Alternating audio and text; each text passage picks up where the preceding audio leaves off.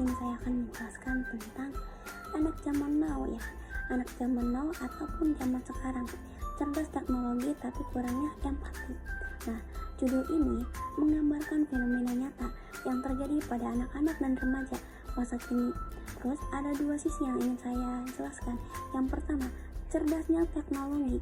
Nah, cerdasnya teknologi ini artinya yaitu anak zaman sekarang ya kan sangat cepat gitu kan, sangat cepat tangkap dan mahir menggunakan alat digital. Terus mereka bisa mengoperasikan kayak HP, tablet gitu kan, terus laptop, bahkan AI. Nah, AI ini sangat lancar sejak dini gitu kan. Terus mudah mencari informasi kayak edit video, terus main games ya kan, dan paham-paham filter baru dengan cepat.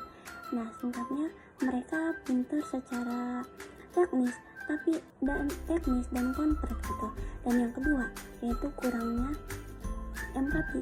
Nah, kurangnya empati ini artinya meskipun mereka otaknya cerdas gitu kan dan jarinya lincah main game gitu kan, kemampuan mereka untuk memahami perasaan orang lain itu justru sangat menurun ya kan. Intinya dari judul tersebut ini, anak zaman sekarang memang ya canggih gitu kan dalam teknologi, tapi sayangnya kemampuan sosial dan hatinya untuk peduli ya kan, peduli sama justru berkurang mereka itu. Ini menjadi peringatan ya teman-teman, bahkan kecerdasan otak saja tidak cukup gitu kan. Anak juga butuh kecerdasan hati ya kan, supaya bisa hidup bermasyarakat dengan baik. Nah, jadi di sini ada identitas masalah ya. Yang pertama itu kurangnya interaksi langsung, dan yang kedua yaitu mudah marah dan emosional, dan yang ketiga kemampuan sosial menurun, dan yang keempat yaitu rasa empatinya berkurang. Dan yang pertama ini kan kurangnya interaksi langsung. Nah, anak lebih asik gitu kan menatap layar HP daripada mengobrol dengan keluarga ataupun temannya di dunia nyata. Dan yang kedua itu mudah marah dan emosional. Nah, jika gadget diambil atau jaringan buruk kan, anak mudah ngamuk gitu kan, menangis sehingga agregasinya kecanduan gadget mereka itu. Dan yang ketiga yaitu kemampuan sosial menurun. Nah, kenapa kemampuan sosial ini menurun?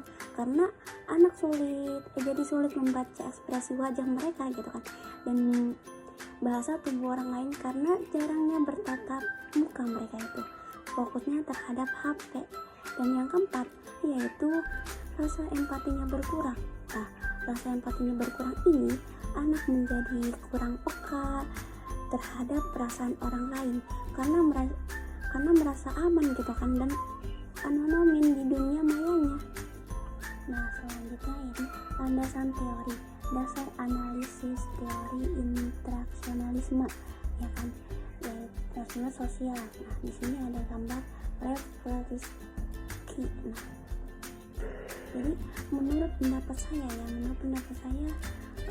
perkembangan sosial dan kognitif gitu kan, anak terbentuk melalui interaksi sosial dan komunikasi dengan orang lain.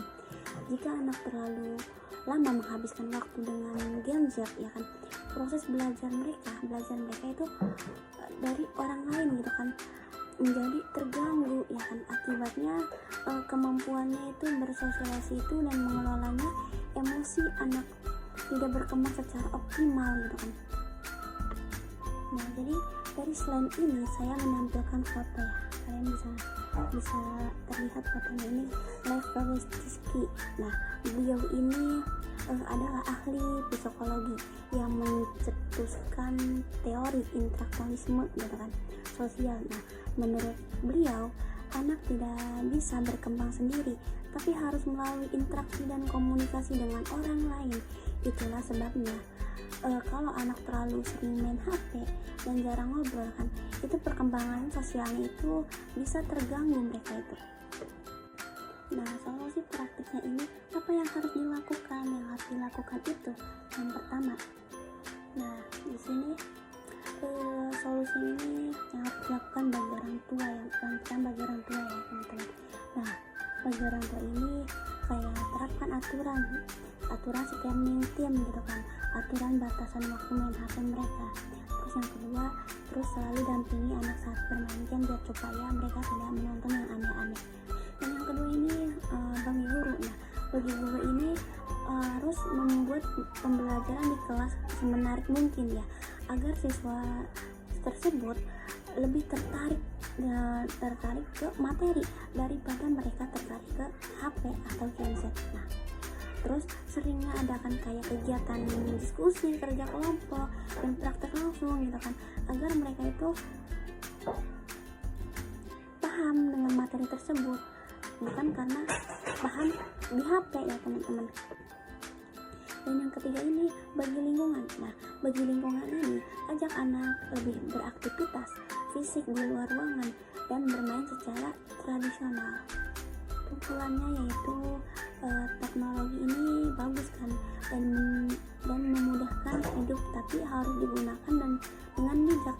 Perkembangan sosial dan emosi anak sama pentingnya dengan kecerdasan otak. Nah, jadi jangan sampai game Z itu membuat anak kita menjadi jenius dalam teknologi, tapi miskin dalam hubungan sosial mereka.